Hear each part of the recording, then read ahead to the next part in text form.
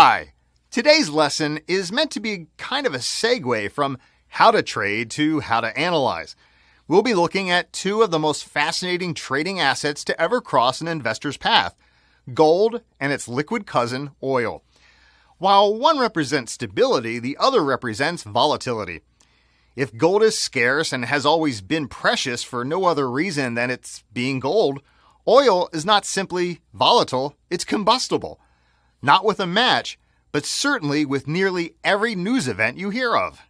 Let's start with gold. Prehistorically, it's been around for 40,000 years. The Egyptians were probably the first to use it as a decoration and the first to determine that one gold coin equals two silver ones. In 1792, the U.S. established the first gold currency exchange rate, and 150 years later oversaw the Bretton Woods Agreement, where the U.S. dollar remained the only world currency to be pegged to gold. The rest of the nations who signed agreed to peg their currencies to the dollar.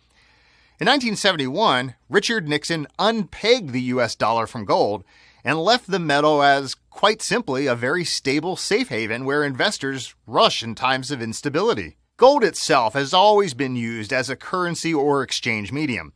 It's popular in jewelry, but it's also useful in industry. It's an excellent electrical conductor, and it's malleable and highly elastic.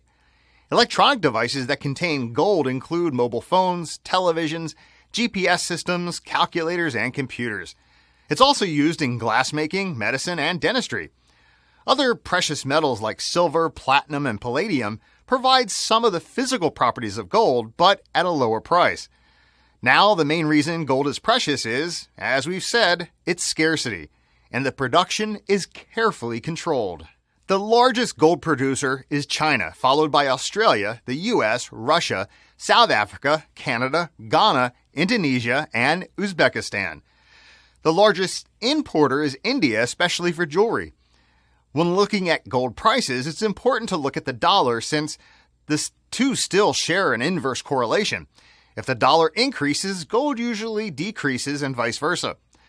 Gold will usually rise during a recession when people seek safety, and at times of economic prosperity when more people can afford it. During a recession, there may also be an increase in the demand for gold, but now it would be as a hedging tool against inflation or against currency devaluation. Okay, now let's move to oil. As opposed to gold, its history is quite short. Somewhere towards the end of the 19th century, people started using kerosene made from oil instead of coal, and that happened about 30 years after the first oil rig was drilled.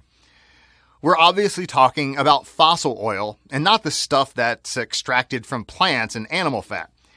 As its name designates, the oil that's found underground is the remnants of prehistoric animals, plants, and so forth, and it's found in large quantities in specific regions, each with its own characteristics. When trading commodities, we're referring to two main blends of oil, WTI, which is short for West Texas Intermediate Oil, which comes from the USA, and Brent crude oil, often referred to as Brent, after the North Sea region where most of the rigs are found. Both are high-quality oils, which means that once they've been extracted, they can be refined quite easily for many different purposes. These include making petrol for cars, oils for electricity and heating and plastics and other petrochemicals. The fact that oil has so many uses means that it's one of the most traded and volatile markets in the world. For traders, this presents huge opportunities, but it also means that we need to pay particular attention to a wide range of supply and demand issues which can impact prices, often in a very short time frame. So in trading oil, we should always monitor the economic news in the major consuming nations. An increase in demand will tend to mean an increase in prices. And similarly, a decrease in demand will mean a decrease in prices. Now on the supply side, there are two key reports to remember: the weekly U.S. Department of Energy's Oil Inventories Report and periodic OPEC reports. The EIA report is released every Wednesday and tells us how much oil stock remains in U.S. storage. If that figure's increases demand is down, inventories have increased and prices should fall. If inventory figures decrease consumption is up and prices should therefore increase. We should also pay attention to OPEC reports, especially after OPEC overproduction drew prices down by half during the past decade. With their production freeze agreement still in place, quotas determine supply now more than ever before.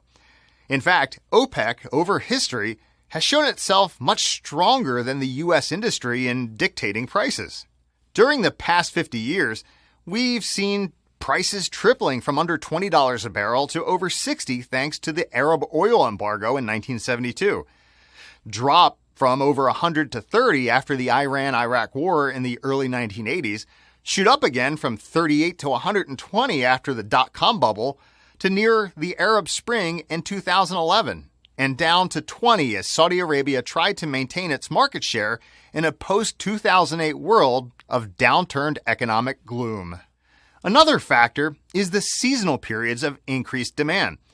Winter for heating oil and summer months for holiday travel expenses.